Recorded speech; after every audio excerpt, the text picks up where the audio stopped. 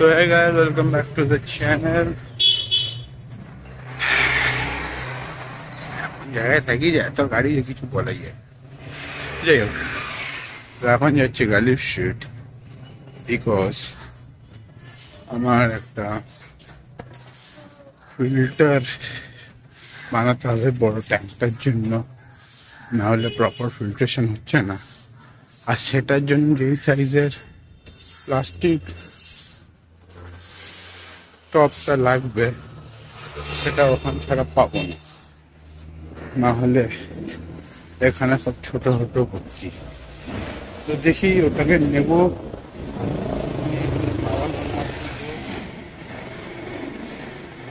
খাওয়ানো মাছ নিয়ে বাড়ি আছে, চলো যাই। তো গালিব স্ট্রিটে গেছিলাম, তো অনেকক্ষণ ঘোরার পরে কিছু পেলাম সাইজ, বাট খাওয়ানোর মাছ নিলাম, নিয়ে একটু ঘুরছিলাম। তারপর দেখলাম এক জায়গায় একটা আমার ফেভারিট মাছ বিক্রি হচ্ছে, প্রাইসটা আমার মোটামুটি ঠিক লাগলো বলে আমি নিয়ে নিয়েছি।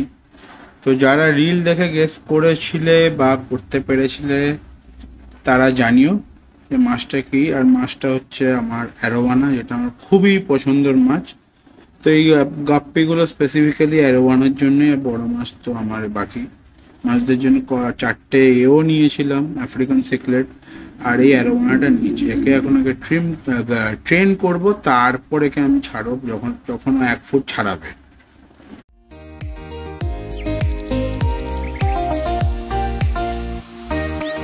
তো শীতকালে একটা নিয়ে সবসময় মনে রাখবে, যখনই মাছ যেখান খুশি থেকেই আনো, মাছ আগে ভালো করে অ্যাক্লিমেট করে প্রায় 1 ঘন্টা আধ ঘন্টা মতন তো মিনিমাম রাখবে, কারণ এখন জলের টেম্পারেচার খুব ফ্লাকচুয়েট করে। গরমকালে অতটা না করলে শীতকালে করে, তাই জন্য যতটা পারবে অ্যাক্লিমেট করবে। ড্রিপ অ্যাক্লিমেট দরকার হলে ড্রিপ অ্যাক্লিমেট করবে, নাহলে এমনি প্যাকেট ভাসিয়ে রাখবে, এরকম আমি করি।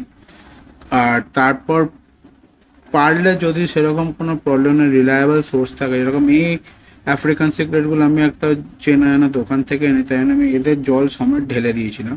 তো এবার ভিডিওর মেন পার্টে আসি, যেটা হচ্ছে ফিল্টার বানানো। তো ফিল্টার বানানোর জন্য আগে পাইপের লেন্থটা মেপে নিয়েছি, যে অলরেডি একটা হোল কাটা আছে, তো ওই লেন্থের জন্য ওর মধ্যেই ঢোকে, এক্সট্রা কোনো কাটাকুটি না করতে পারে।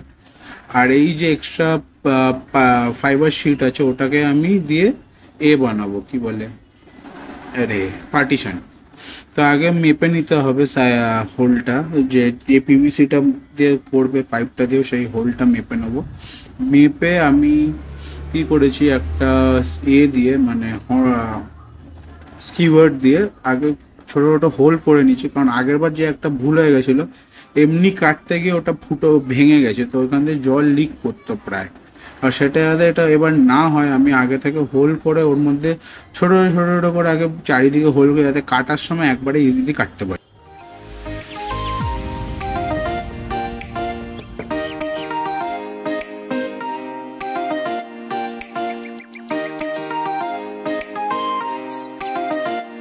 বাচ্চারা প্লিজ বড়দের হেল্প নিয়ে করো, আর যারা দেখছো তারাও খুব কশন সমেত করবে, কারণ এটা করতে লেগে যেতে পারে, কারণ শার্প ছুরি ফুরি আছে।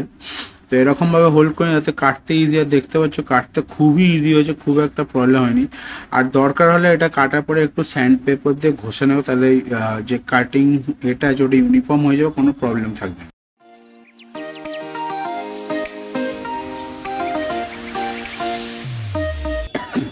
তারপর কেটে এইভাবে আমি দেখে নিলাম যে মেজারমেন্টটা কত। তারপর হট গ্লুগান দিয়ে আমি এগুলো সব চিপকেছি, বাট অনেস্টলি ওটা টেকেনি, বিকজ ওর ফোর্সটাই এত। তো ওটা আমি আপকামিং ভিডিওতে ঠিক করবো, আর কীভাবে ঠিক করেছি সেটাও তোমাদের জানাবো।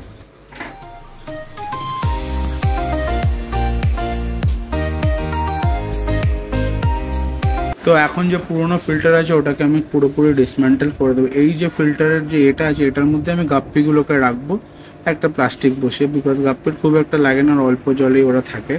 তো আগে মানি প্ল্যান্টটাকে অ্যাজ ইউজুয়াল রেখে দিলাম। তারপর একদম যেখানে জল এন্ট্রি হবে সেখানে পুরো সেরামিক রিং দিয়ে ভরে দিয়েছি।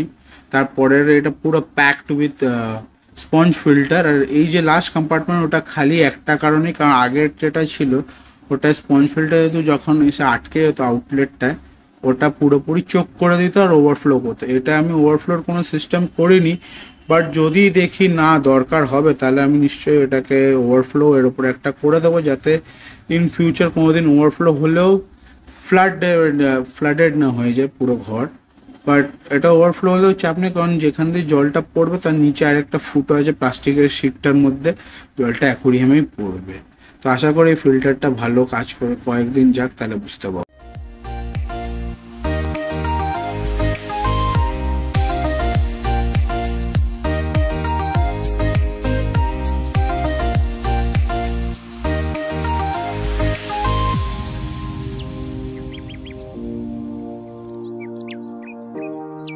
তো আমার আনফর্চুনেটলি আমার বড় টাইগার শাবল নোজ হাইব্রিডটা মারা গেল হঠাৎ করে, জানি না কি করে কি হলো।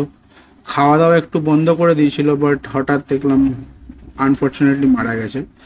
তো হুজে টাইগারগুলো এখন ভালো আছে, এরা কিছু করেন। আমার একটা জিনিস মনে হতে পারে যে ও রাফায়েল ক্যাটফিশটাকে হয়তো ধরতে গেছে, বাট ওই বড় ইটটার নিচে বসে থাকে।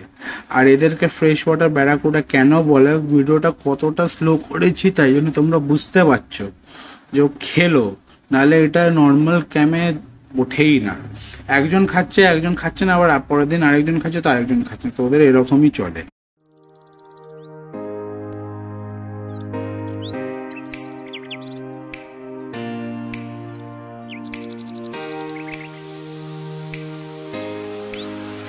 তো তাও আমি ট্রাই করলাম খাওয়ানোর, বাট ওরা খেলো না।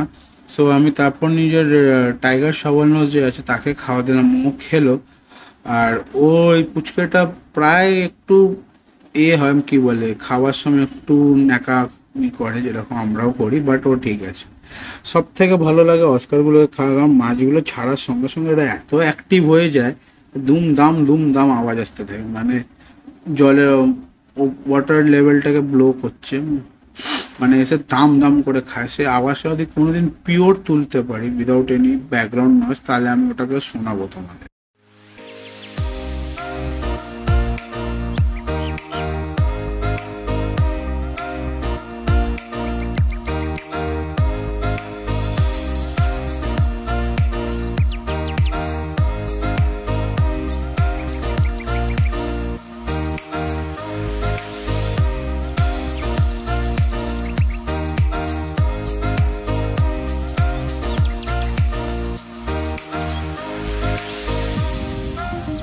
তো অ্যারোয়ানা এখন এই ট্যাঙ্কে আছে, এই ট্যাঙ্কের অস্কারটাকে আলাদা রেখে, বিকজ ও পুরোপুরি খাওয়া বন্ধ করে দিয়েছে, জানি না কী হয়েছে ওর, তা ওকে আমি এখন আস্তে আস্তে ঠিক করার চেষ্টায় আছি। তো এই অ্যারোয়ানাটা একটু ছোট বলে একটু প্রবলেম হয় ওর খেতে, বাট এনিওয়েজ ওকে এমনিও হান্ট ঠিকই করে। এখানে দেখতে পাচ্ছ মাছগুলো একটু যদি ল্যাথার্জিক হয় তাহলে ও খেয়ে নেয়, আর নাহলে ওর মোটামুটি সারা রাত লেগে যায় মাছগুলোকে খালি ধরে খেতে। কিন্তু হ্যাঁ ও খায়, এটাই এখন সব থেকে বড় আমার একটা চিন্তা ছিল, সেটা কমেছে। এখন দেখি একে কত তাড়াতাড়ি বড় করতে পারি।